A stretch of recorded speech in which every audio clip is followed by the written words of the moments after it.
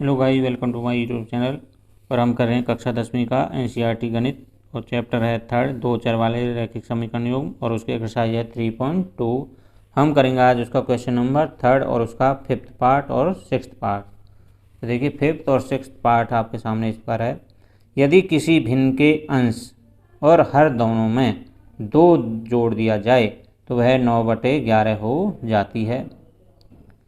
यदि अंश और हर दोनों में 3 जोड़ दिया जाए तो वह 5/6 हो जाती है। वह भिन्न ज्ञात कीजिए।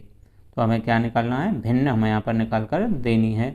अब उसकी शर्त क्या क्या दी हुई है कि भिन्न के अंश में, भिन्न होती है अंश बटे हर, तो अंश में भी 2 जोड़ा जाए और हर में भी 2 जोड़ा जाए। दोनों में 2 जोड़ रहे हैं तो वो कितनी मिल जाती है, बन जाती है 9/11 बन जाती है। फिर कहा है कि अंश और हर दोनों में 3 जोड़ दिया जाए। फिर दोनों में अंश और हर में कितना जोड़ रहे हैं? 3, तो वो कितनी हो जाती है? 5/6 हो जाती है। तो हमारे पास यहाँ पर ना तो भिन्न का अंश है ना ही भिन्न का हर है। तो ऐसे सवालों में हमें सब मानना पड़ता है।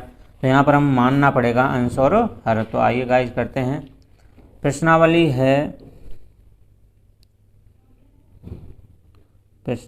है 3.2 और उसका क्वेश्चन नंबर थर्ड और पार्ट है उसका फिफ्थ।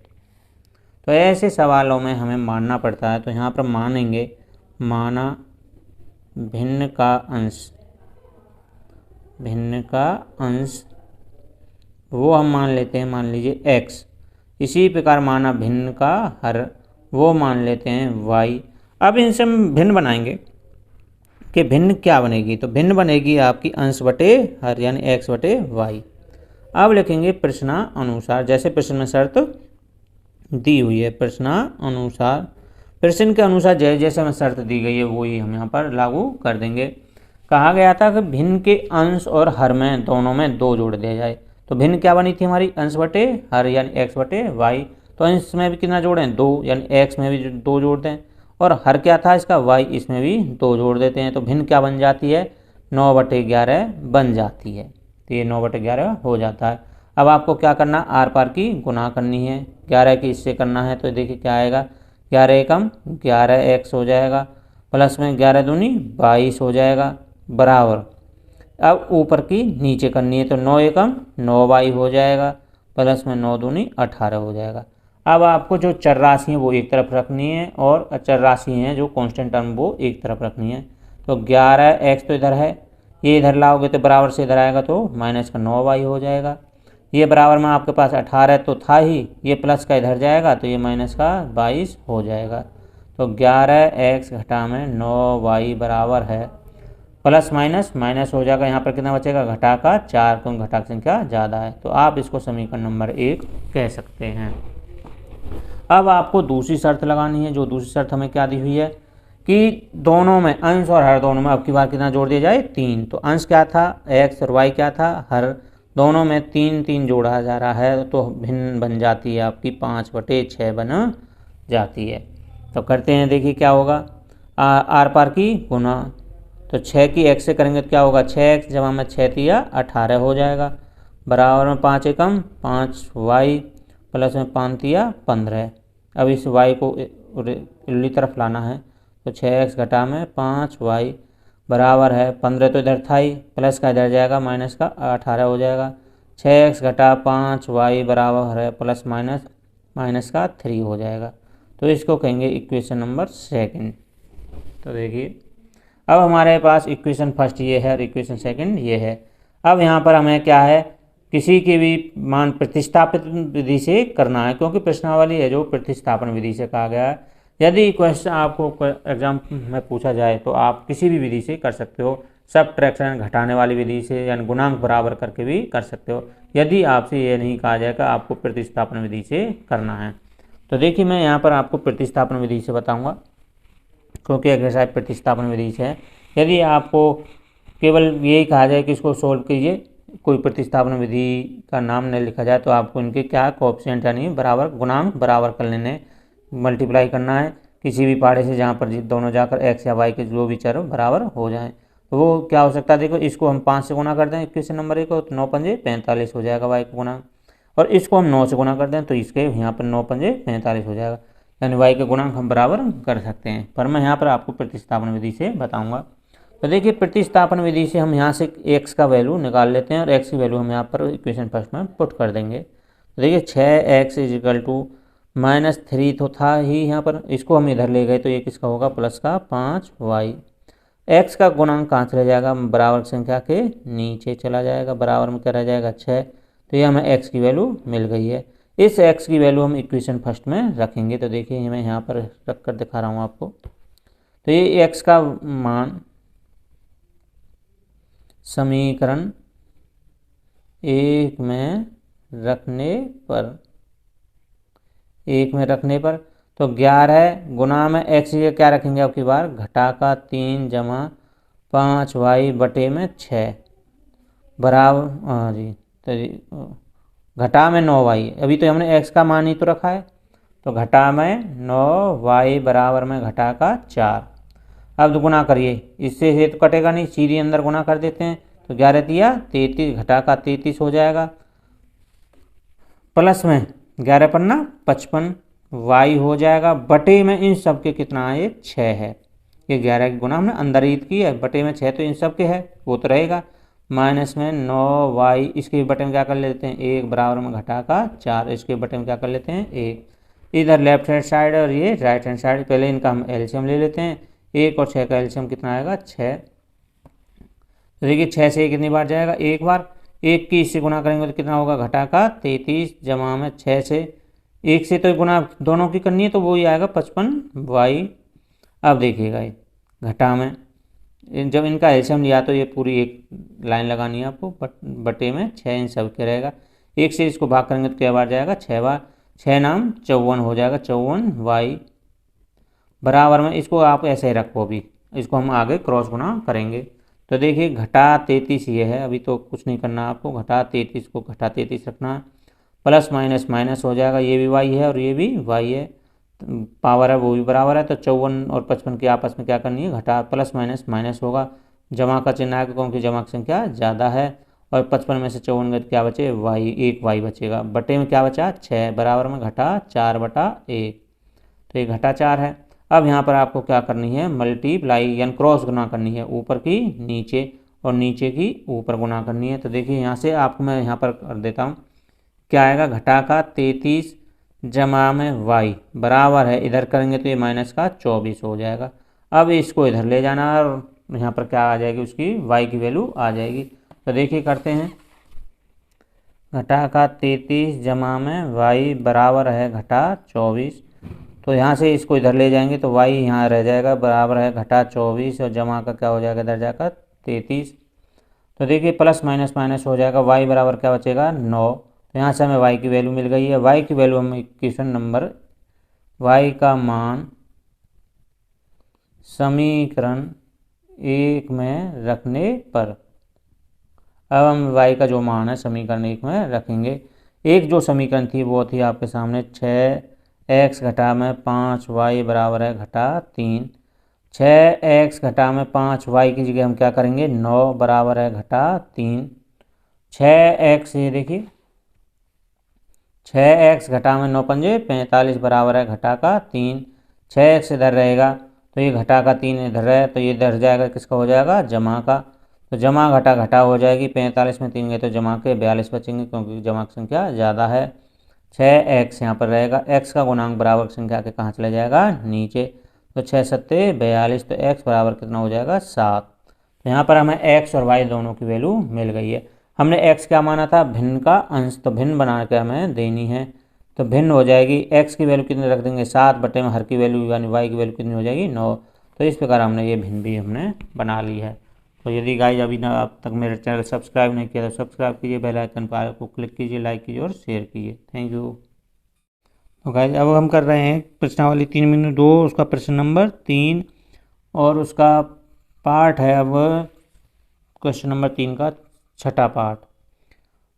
5 वर्ष बाद की बात कर रहे हैं, आगे की बात कर रहे हैं। जैकब की आयु उसके पुत्र की आयु की 3 गुनी हो जाएगी, यानी कि जो जैकब को उसका बेटा है, नहीं जैकब उसके आयु उसके पुत्र की आयु से 3 गुनी हो जाएगी। जैकब की जो आयु होगी उसके बेटे से 5 वर्ष बाद 3 गुनी हो जाएगी। 5 वर्ष पूर्व, अब पहले की बात की गई है, जैकब की आयु उसके पुत्र की आयु की 7 गुना थी, यानी अब पहले की बात की गई है, तो उनकी वर्तमान आयु क्या है। वर्तमान माने जो अब आयु है उनकी क्या है, ये हमसे पूछा गया है। तो हमें ये नहीं बताया गया कि 5 साल पहले उसकी आयु क्या थी, 5 साल बाद क्या होगी, ये सब हमें बताना है क्या क्या होंगे और उनकी वर्तमान आयु क्या है। तो ये जो बात कर रहा है ये वर्तमान से लेकर कर रहा है, तो हमें वर्तमान की ही आयु बतानी है। तो वर्तमान में हम इनकी आयु मान लेते हैं, तो हम आप पीछे भी जा सकते हैं और आगे भी जा सकते हैं। तो देखिए गाइस करना है किस तरह से करेंगे। तो ऐसे सवालों में हमें दोनों आयु माननी पड़ती हैं। तो क्वेश्चन नंबर है आपका 3 और उसका 6 पार्ट, जैकब और उसके पुत्र की आयु की बात हो रही है। तो देखिए यहाँ पर दोनों की आयु अलग अलग मान लेते हैं।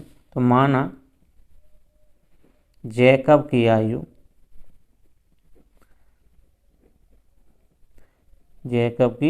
वो हम मान लेते हैं x वर्ष। अब देखिए इस सवाल में ऐसा भी नहीं बताया गया कि जैकब की आयु पुत्र की आयु से 18 अधिक है, 20 अधिक है, 15 अधिक है या 15 कम है। तो अगर ऐसा होता तो यहाँ पर हम एक की ही आयु मान लेते जिसकी आयु छोटी है और वो दूसरे की आयु हम बता सकते थे, परंतु यहाँ पर केवल गुना में बताया गया कि 5 वर्ष पूर्व और 5 वर्ष बाद इतने गुना थी। तो यहाँ पर दोनों की आयु अलग अलग माननी पड़ेगी। तो पुत्र की आयु माना, पुत्र की आयु, तो पुत्र की आयु यहाँ से हम क्या मान लेते हैं y वर्ष। अब प्रश्नानुसार जैसे प्रश्न ने कहा है, प्रश्न ने कहा है 5 वर्ष पहले, कहा है 5 वर्ष बाद, बाद का मतलब आगे की नेक्स्ट जो ईयर आएंगे। तो 5 वर्ष बाद इसकी आयु क्या होगी, 5 साल इसमें आगे जाएगा तो बढ़ेगी इसकी आयु, तो क्या हो जाएगा x जमा 5। और जैकब की आयु पुत्र है जो उसका, उसकी भी आयु बढ़ेगी तो y जमा 5 हो जाएगा ये भी। 5 वर्ष बाद जैकब की आयु, तो 5 वर्ष बाद जैकब की आयु ये बनेगी, उसके पुत्र की आयु की, पुत्र की आयु ये बनेगी, कितनी हो जाएगी 3 गुनी हो जाएगी, यानी इसको किससे गुना कर दिया जाएगा उस समय 3, तो वो जैकब की आयु आ जाएगी। यानी जैकब की आयु उसके पुत्र की आयु की 3 गुना हो जाती है 5 वर्ष बाद। तो यहाँ से अब आपको इसको हल करना है। तो x जमा 5 बराबर है 3y जमा में 3 पंजे 15।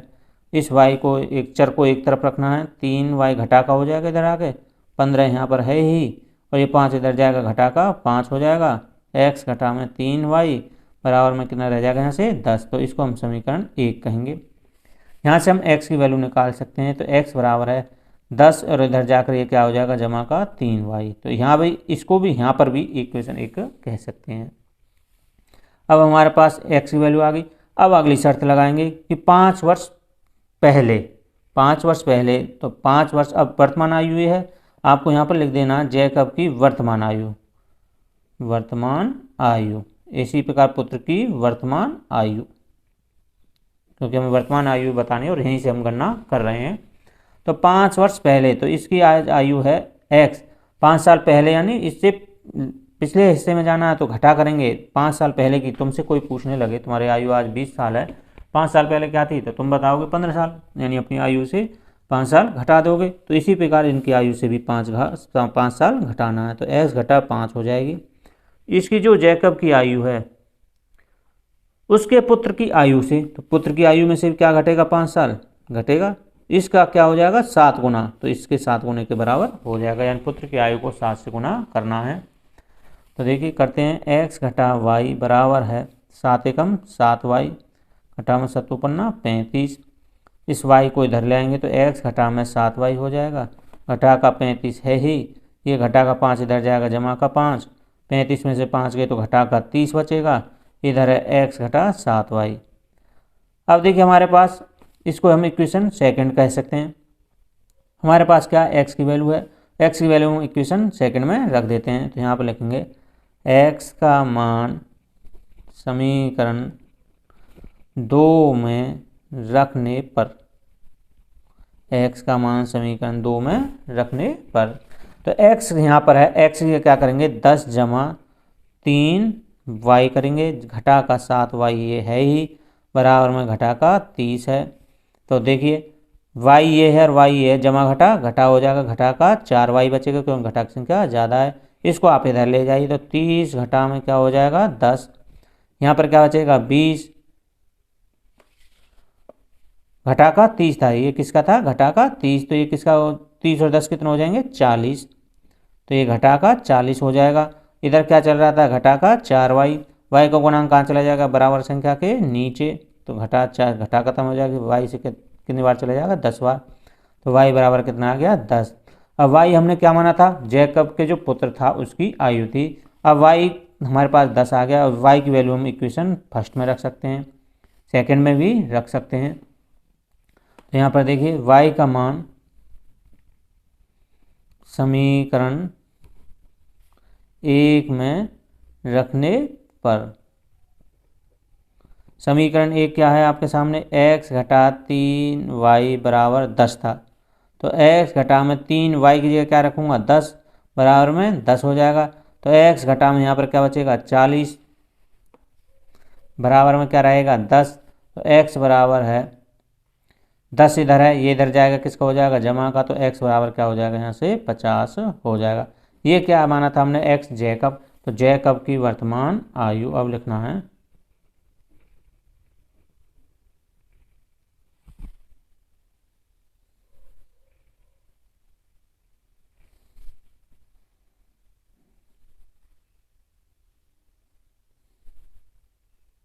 ये देखिए यहाँ पर गलती हो गई, ये 10 दिया 30 था, मैंने 40 कर दिया, ध्यान नहीं रहा था, ये मैंने इसको इधर ही ऐड कर दिया था, तो ये इधर जाएगा, ये 30 हो जाएगा, 30 और 10 कितने हो जाएंगे 40 हो जाएंगे। तो यहाँ पर x की वैल्यू हमें कितनी मिल गई 40, तो x माना था हमने जैकब की आयु, तो जैकब की आयु यहाँ पर x है, x कितना हो जाएगा 40 वर्ष हो जाएगा। पुत्र की वर्तमान आयु, पुत्र की वर्तमान आयु, पुत्र क्या माना था हमने y माना था, y बराबर कितना आ गया 10 वर्ष। तो इस प्रकार हमने जैकब और उसके पुत्र की आयु निकाल ली है। तो यदि गाइस आपने अभी तक मेरा चैनल सब्सक्राइब नहीं किया तो सब्सक्राइब कीजिए, बेल आइकन पर आर को क्लिक कीजिए, लाइक कीजिए और शेयर कीजिए।